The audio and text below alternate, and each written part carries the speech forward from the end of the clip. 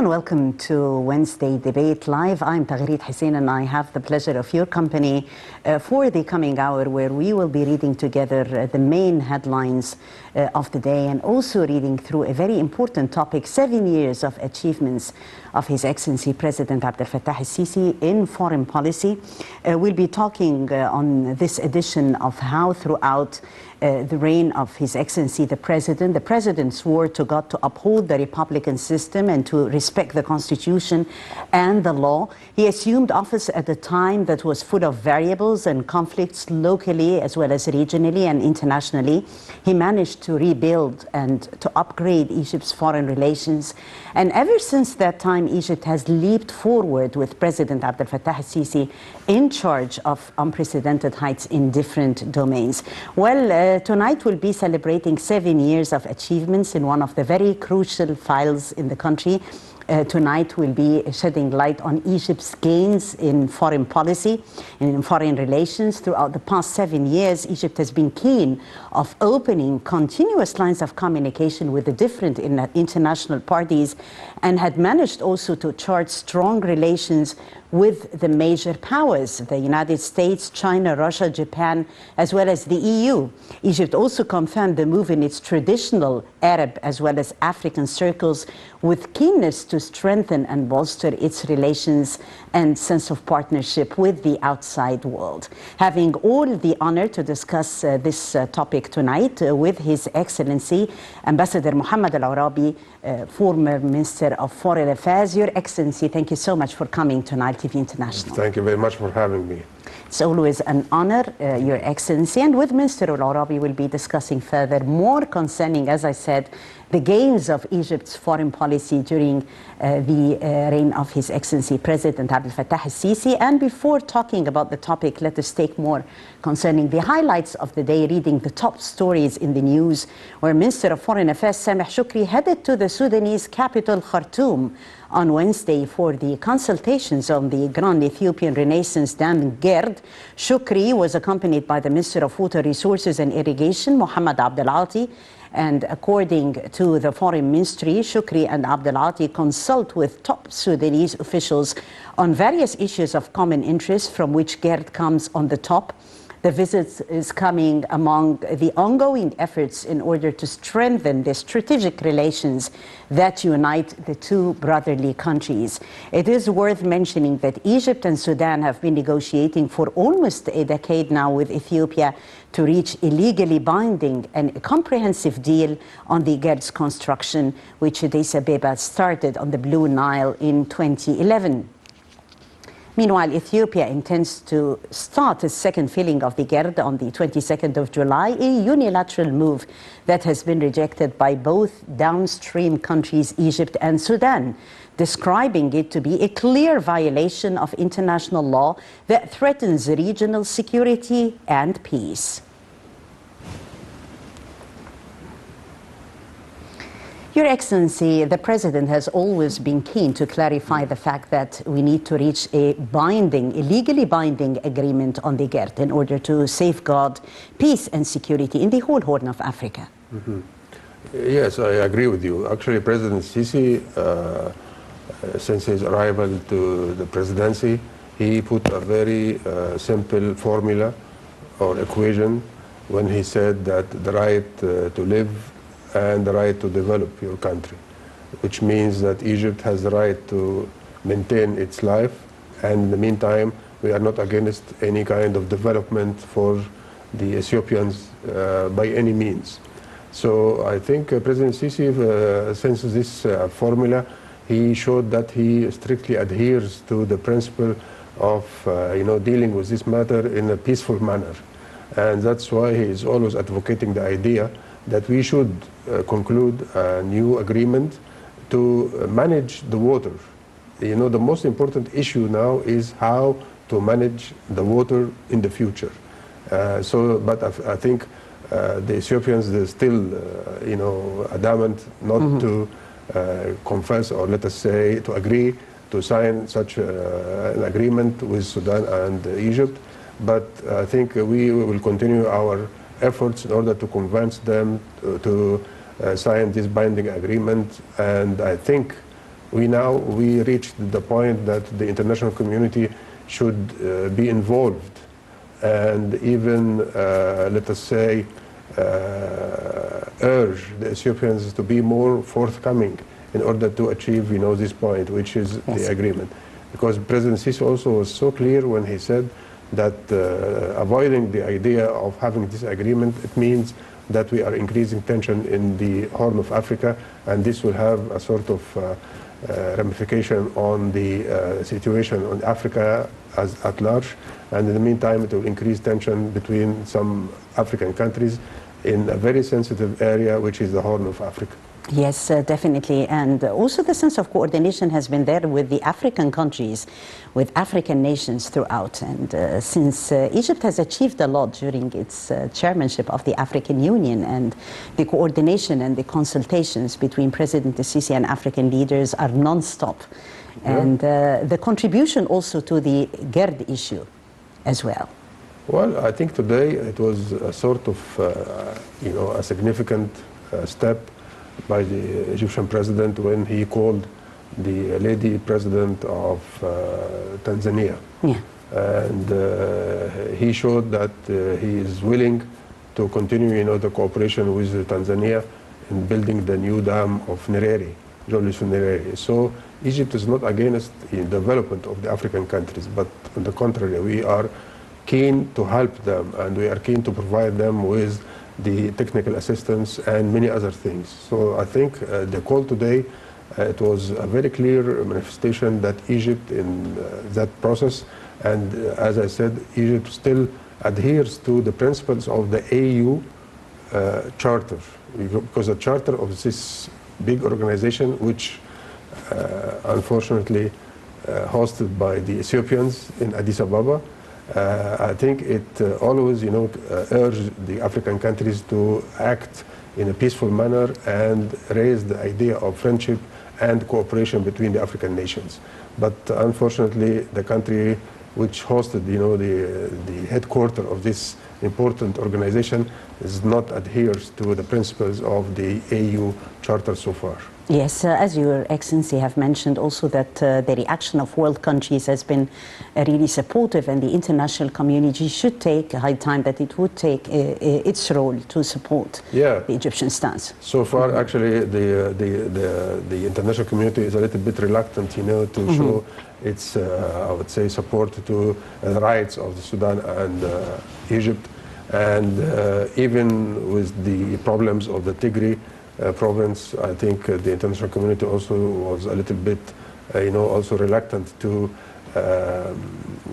show that they are against this kind of atrocities which happened in Tigray, in Ethiopia.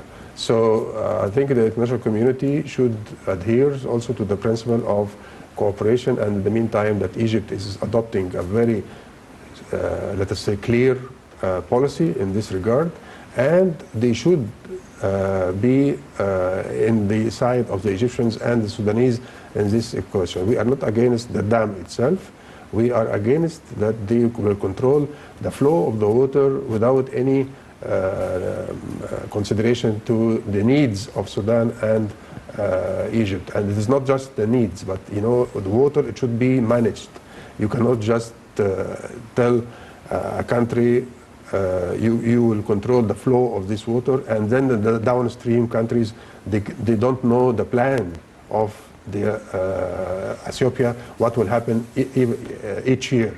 So it should be management by the three countries, Egypt, Sudan, and Ethiopia, and I think we need also an international observer to control the situation and to be more, I would say, fair with the ideas which will be discussed through this trilateral management. Yes. How do you see the U.S. role? There has been coordination between President Sisi and President Biden vis-a-vis more than one important issue on the regional as well as the international front. And how do you see the role of the United States vis-a-vis GERD issue so far? Well, I think the American envoy, Feldman, I think he is a very good diplomat and a very, I would say, prudent diplomat. I know him since many years ago. And but so far he didn't, provide us with any substantial and let us say decisive plans what will happen. So if you are coming to us in order to freeze the crisis, I think this is not enough, and even is not acceptable. So I think Egypt is aware that the United States could play an important role. Maybe it is the only country who could, let us say, pressure Ethiopia, and they start now to implement some penalties on the Ethiopian government and people and ministers in terms of the atrocities which happened in the Tigray. So we cannot put this kind of distinctions between the two things. Yes, you are committing atrocities and many bad things in Tigray, but it is the same thing if you will control the water which is flow to Sudan and Egypt, because it will affect also human beings and many, I would say more than 100 million inhabitants in the two countries. So the same policy, it should be adopted, and the same policy should be implemented. And I think the United States is the only country who could, let us say, push a sort of solution or compromise.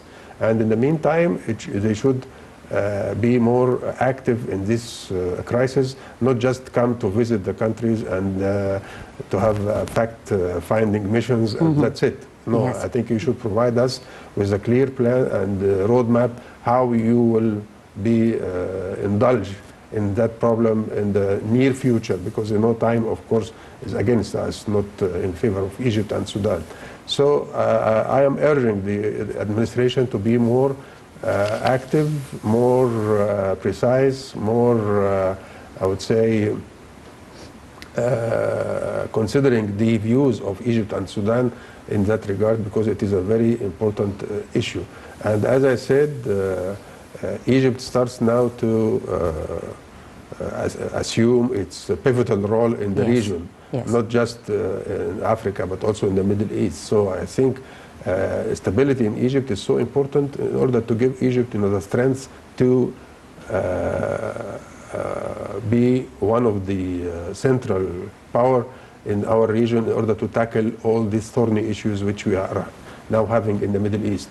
So to maintain the power for Egypt and to maintain stability for Egypt, it is very important, and part of it is to tackle and try to find a solution for this issue of the Ethiopian dam. Yes, exactly, Your Excellency. That was the top stories of the day, and we move now to our main file of discussion, discussing 7 years of achievements in the field of foreign policy. The President has achieved significant successes in foreign policy, and ever since he assumed power, the Egyptian foreign policy has been effective in dealing with many challenges and threats to Egypt's national security interests. Furthermore, it has successfully repositioned Egypt in Africa, in the Arab world, in the Middle East, and also in the Mediterranean, in order to become an active strategic partner for the European powers in the Arab countries, and also in a coalition of powers striving to restore the strategic balance of power in the region. Let's follow this report and we'll be back. Since President Abdel Fattah el-Sisi assumed office on the 8th of June 2014, the country's foreign policy succeeded in achieving a new start on various pivots, topped by obtaining a non-permanent seat in the UN Security Council, assuming chairmanship of the UN Security Council Counter-Terrorism Committee, assuming chairmanship of the Arab Summit, combining membership of the African Peace and Security Council and chairmanship of the Committee of African Heads of State and Government on Climate Change, assuming chairmanship of the African Union, as well as resolving regional crises in Africa and the Arab world. Since President Abdel Fattah el-Sisi assumed office, Egypt showed keenness to establish balanced relations with all countries in the world, East and West, North and South. Egypt strengthened deep ties with many countries, whether with the sisterly Arab or African countries, or with the major powers such as the United States, Europe and Japan, in addition to openness to other powers such as Russia and China. Accordingly, President el-Sisi participated in regional and international summits, other than his visits to various world countries, which come for the interest of Egypt politically and economically. The country adopted firm stances, especially towards the regional issues in the Middle East, topped by the crises in Syria, Libya, Yemen and Iraq. However, the Palestinian issue remains on top of Egypt's priorities. The country's affiliation to the African continent comes on top of its foreign policy. It also constitutes one of the main milestones in its history. Since President el-Sisi assumed office, Egypt's affiliation to the African continent comes on top of its foreign policy. It constitutes one of the main cornerstones in the history of the country, as, since the head of state assumed office, the country aimed to play an active role in various mechanisms of joint African action through stimulating cooperation with African countries in all fields. Relations between Egypt and its partners in Asia witnessed great momentum. The Asian Circle comes on top of President el-Sisi's priorities, where new relations were built with Asian countries that were not visited by any head of state before, in addition to the return of suspended visits to major Asian countries. This fact was embodied in President el-Sisi's tours to Singapore, China, Indonesia, Kazakhstan, Japan, South Korea and Vietnam. Those, however, were aimed to benefit from the experiences and expertise of those countries in the areas of development, education, industry and investments.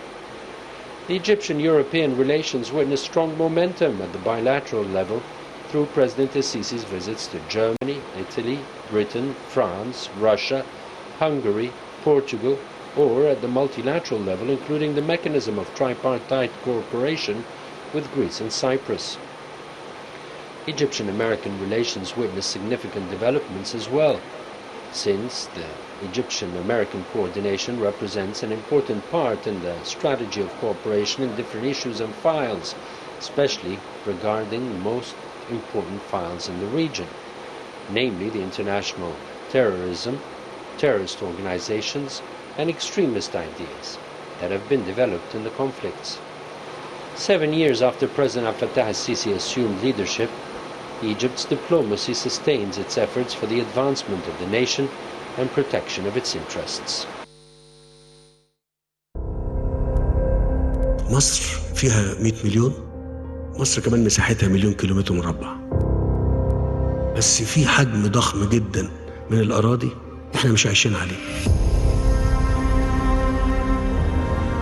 ما خدناش بالنا على مدى 60-70 سنة فاتوا إن الكلام ده هيبقى ليه تأثير كبير جدا وخطير على حياتنا ومستقبلنا.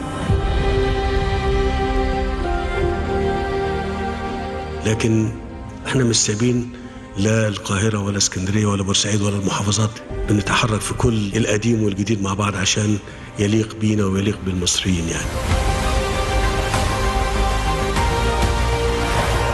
الموضوع مش مباني بس، لا ده تطور كبير قوي احنا بنعمله.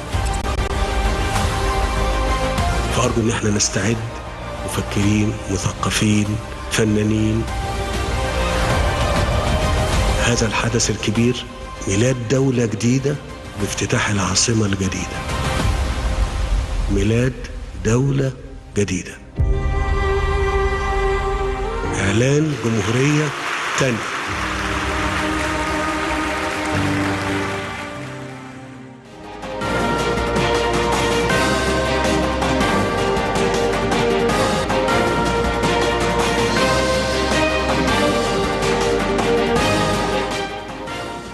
Well, working hard on more than one front, the establishment of the new republic has been definitely a great ambition that we can see the features today coming true on solid grounds. Also on the scale of foreign policy and diplomacy, we can see more than one achievement for Egypt. And since President el-Sisi had assumed office, we find a number of triumphs in more than one front, regaining Egypt's pivotal role. And it's this pivotal role on more than one scale, Ambassador, regionally as well as internationally. Absolutely, you are absolutely right. I think President Sisi has managed and steered the foreign policy of Egypt for the last 7 years in a very good way. And I think we can describe our foreign policy as prudent, intelligent, and bold sometimes, and has a lot of initiatives in different fields. So I think we are trying to tackle many issues at the same time. And Egypt actually, for the last 4 years, or for the last 7 years, were under a lot of challenges and stress, and even strategic, or let us say, bad strategic environment, because we are surrounded by many challenges and many difficulties and many problems. And that's why we didn't have the luxury, to deal with one aspect, but we have sometimes to deal with 4 fronts in the meantime, and at the same time, and above that, the fifth angle is the internal development for this country. And as you just mentioned, the new capital and the new administrative capital, I think it is a real, I would say, flag showed that transformation. It's a story of success, a different transformation. Absolutely. Actually, we are, we'll embark on a new era by, opening this new administrative capital. And I was there many times, and I can see it's a different life, different environment, different, I would say, methods to tackle issues and problems. So I think we will provide the ministries and the government maybe more suitable, environment to play its role in a very good way. And also, it is part of the targets of visits by all the foreign visitors whom coming to Egypt for the last few years, and I was there with one of the delegations, and they didn't imagine, this kind of, I would say, work 24 hours a day, and a lot of activities there, and so it is actually a real achievement, and we should be very proud that we have this new administrative capital, but unfortunately I will not have I would say the opportunity to work there because we are not part of the government. But anyway, I think the people whom will go there, I think they will feel happy, and they will feel that they are in a very good environment. And this is very important to give them motivation to work and to give. And incentives, definitely. Absolutely, yes.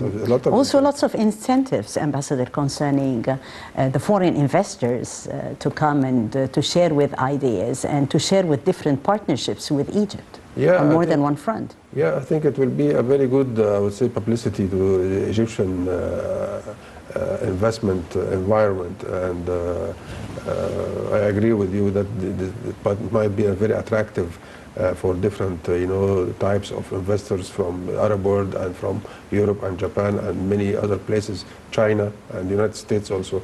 A lot of companies from the United States now start to show interest to come to Egypt and to work here in Egypt after this kind of stability which we are enjoying it now. So I think Egypt in the right way. Egypt is doing a very good plan in order to be a new republic, as President Sisi said. And I think we will feel the fruits of this new approach towards issues. And I think our generation and the younger generation will be happy with these kind of achievements in the near future. Yes, definitely, on more than one front. And since we're talking foreign policy tonight, Egypt has also managed to open up to the whole world. So we find new horizons of cooperation and a sense of partnership that has been struck with different countries all over the world. How do you see this diversity, Ambassador, in our relations? Yeah. It is important and even vital, to have a healthy foreign policy. Yeah. You cannot put all, your cards in one partner, but you should have different types of partners, different sources for many things. And as the report said, President Sisi, when he is going out Egypt, to visit any country, let us say Singapore or Vietnam, or what, he is looking to the development of Egypt. He is not just visiting countries just for the visit, but he is always trying to bring success stories from these countries to be implemented in Egypt. And it was very clear that, let us say, the visit of Singapore and Vietnam, and before that, on a strategic manner, the close relationship and cooperation between Greece and Cyprus and Egypt, that was very important for our national security and how to protect our economic interests in the Mediterranean. So the man, he is planning, a strategic, I would say, approaches, and then the rapport with all these countries is very good for the Egyptian foreign policy. I'm not, let us say, detecting any problems with certain countries, even the countries which was against us, like Turkey or Qatar. Now they are starting to have a new approach towards Egypt, Yes. and with a different manner. So I think we conduct a very important, I would say, foreign policy, and it was a success story. I think when we are talking about the foreign policy of Egypt, I think it is one of the landmarks in the Egyptian life, and the Egyptian, I would say, looking to the future. The foreign policy is one of the cornerstones of any kind of development in any country, not just in Egypt. In any country, if you maintain a peaceful and good relationship with different countries, it means that you can achieve your development goals in a very easy way. Yes. So the foreign policy is serving the interest of the people of Egypt, and also maintaining the national security of Egypt and defending the national security of Egypt, and in the meantime defending the economic, I would say, interests and welfare of the Egyptian people. Yes, the Palestinian cause has been on top priority concerning Egypt's foreign policy. We've really all, in the whole Arab world, not only in Egypt, had commended efforts for achieving a ceasefire in Gaza, and also for Egypt taking part in the reconstruction. This is definitely proving how the Palestinian cause is considered to be among the top priority issues for Egypt's foreign policy. Yes, historically, Egypt always pay a lot of attention to the Palestinian questions.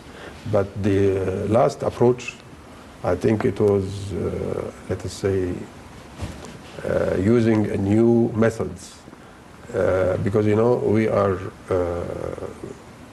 let us say, starts this initiative by sending the security team in order to pave the way for a real ceasefire between the two sides. And we are the only country in the world who could travel from Ramallah to Tel Aviv to Gaza. So we have access to the three,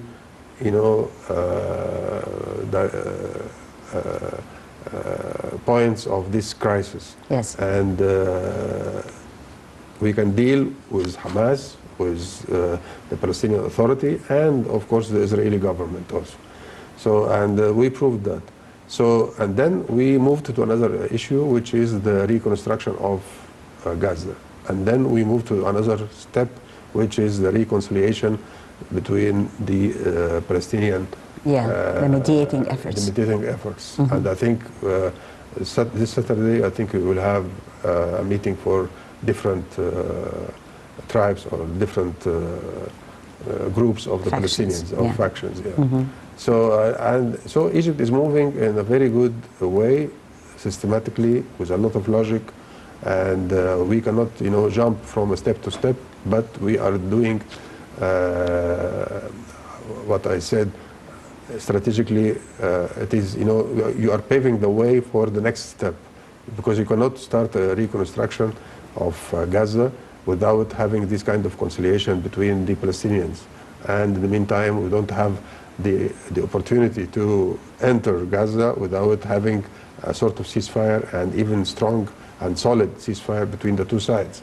So we are working in the Gaza, in the Palestinian issue, in a very good way. That's why we received the recognition from all the whole world. Yeah, and I think that was a clear recognition from all the countries that Egypt is the important country who could deal with this, I would say, chronic crisis because it is now more than 70 years we are struggling to achieve the goals of the Palestinian people, and that's why I am so I would say optimistic about the future, because I think Egypt could also embark on a real peace process after that. After we will finish all these steps which we started, I think a significant peace process could be led by the Egyptian, foreign policy or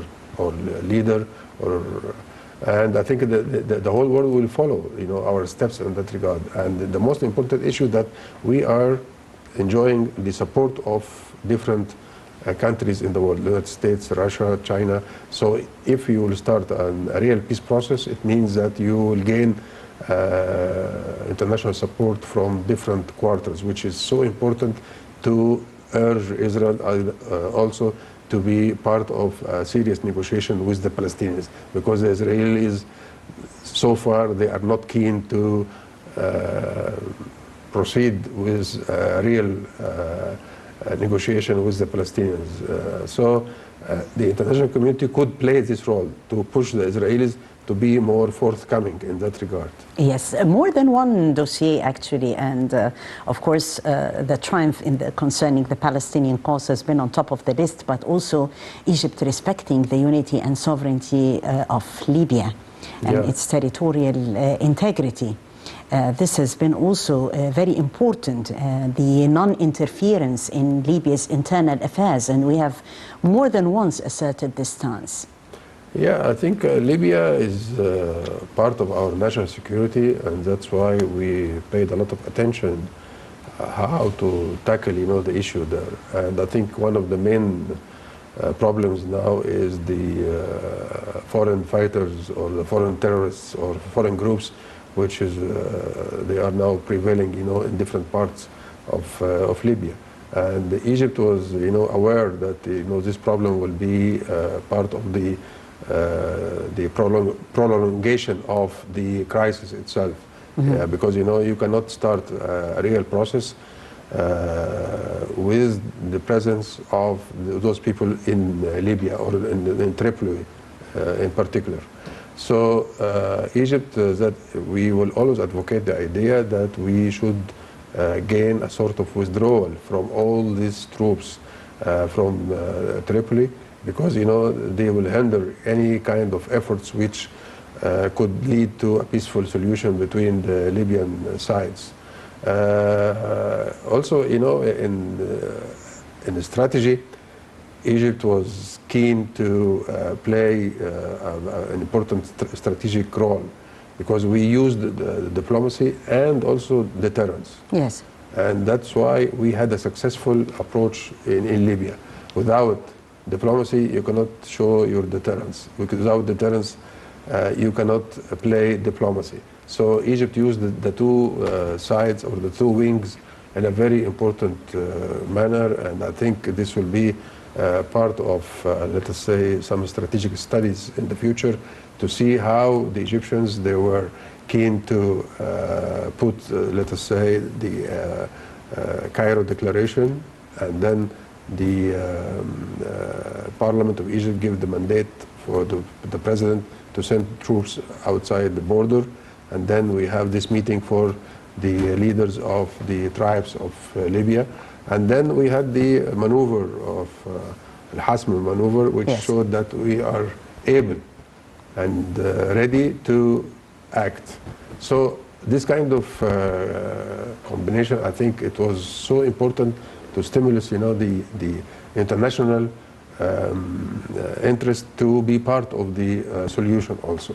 Yes. Without, our efforts, people maybe they will not be keen just to serve their interest for the oil of Libya, like, let us say, countries like Italy and France and maybe Turkey also. But Egypt, when they are dealing with the problem, they put a comprehensive plan in order to achieve a real stability. And as you just said, the sovereignty of Libya is so important to Egypt, and we cannot tolerate any kind of foreign interference in this country, because as I said, Libya is part of our national security, and it's so important for us to have a peaceful environment around us. Yes, since Your Excellency have mentioned the Al-Hasm maneuver, and definitely this maneuver has been very important in safeguarding security of the whole region. Egypt is fighting terrorism on behalf of the whole world. Absolutely. So, definitely this is a main contributor playing a pivotal role for the security of the whole region in that respect. Yes, I think the strategic mind in our foreign policy, I think they are playing an important role, and they are, let us say, know how to deal with different crises, how to deal with different problems. If you talk about, let us say, also the maneuver of Hamat al-Nil in Sudan, I think it serves the same purpose, the same strategy, which always say that you cannot solve problems with diplomacy only. We cannot solve problems with military action only, but you should combine the two things together in order to achieve your role. You remember President Sadat when he ordered the Egyptian army to cross the Suez Canal in 1973. It was, for the purpose to steer the situation and to give more attention from the outside world, because at that time Henry Kissinger told Hafez Ismail, he was the advisor of President Sadat, that Egypt is a dead body. So President Sadat, he was clever enough and gave the Egyptian army the orders to cross the Suez Canal, destroy the Barleif line, and then starts to, let us say, play with diplomacy in order to regain the rest of Sinai. So this is a very good lesson for any, I would say, strategic mind, that you could use the two things together, but you should start sometimes by diplomacy and sometimes by military action, and you can different, I would say, because we have different problems, you cannot have one pattern by using military first or diplomacy first. According to the situation, you can play with the two things together in order to achieve your goal and your target. And I think the Egyptians proved to everybody that we are playing, this way of strategy in a very good way, because we have the experience and we are also have the mind how to plan and how to put plans for the strategic approach towards different issues. Yes, definitely we do have clues how to put the strategic approach towards many issues, and on solid grounds that has proven to be very successful, and the whole world has been commending Egypt for that. Actually a very important role, and regaining its pivotal role in the region and also internationally. Short break, we'll be back.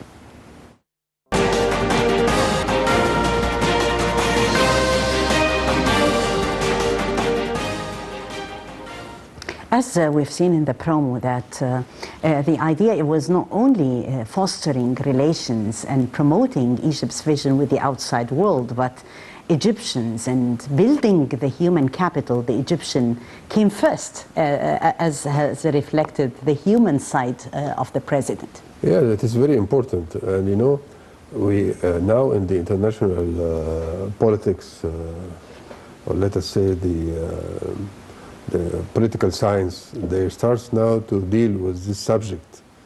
It is very important. It's not just a relationship between the leader and the people, but it is now very important even to tackle issues. Part of the problems of certain countries after the COVID-19 is the leadership, and that they are not connected to the people. They are, so a lot of countries, I will not mention names of the countries, a lot of countries actually, they went to real problems after the COVID-19 and the suffering from these people, because they don't have a good leader to judge the grave of the situation and to deal with the situation with a lot of trust, and also building the potential, I would say, power of the country, how to preserve the country under any kind of lockdown if it will happen again.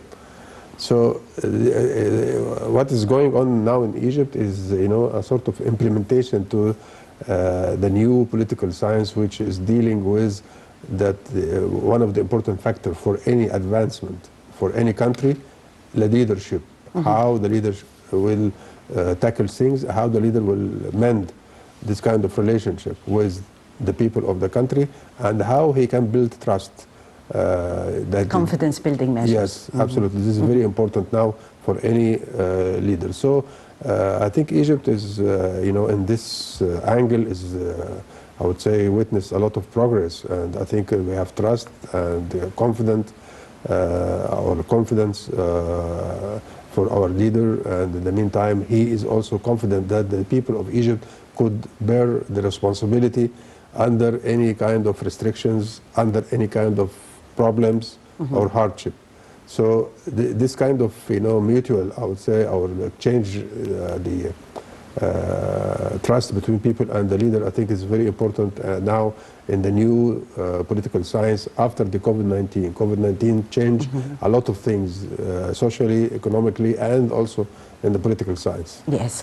Prime Minister Madbouli had started the meeting earlier in the day, actually appreciating the Arab Parliament, awarding President Sisi the Leader Medal for his efforts in resolving regional issues. The medal is considered to be the highest award that has been given by the Arab Parliament to kings and the chiefs, the heads of state. I had all the honor of interviewing the Speaker of the Arab Parliament, Mr. Adel Assoumi, who really told me that it has been a great honor for the Arab Parliament to award His Excellency the Leadership Medal, because his leadership is exemplary, and also because see where Egypt stands today, the developmental process all over the country, for the great achievements in opening a new chapter like the new republic being born.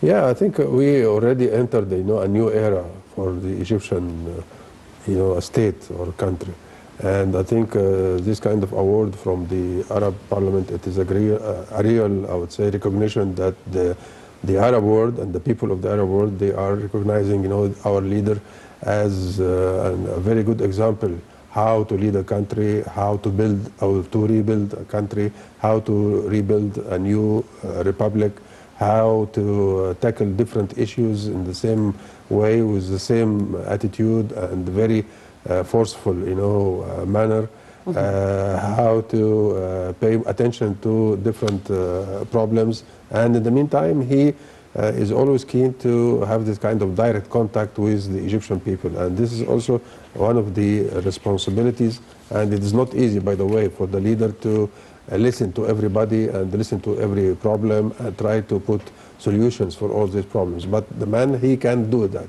and he has the, I would say, the personality which accept the idea that he should be very open to discuss with people different issues, different problems, and Yes. this is very important.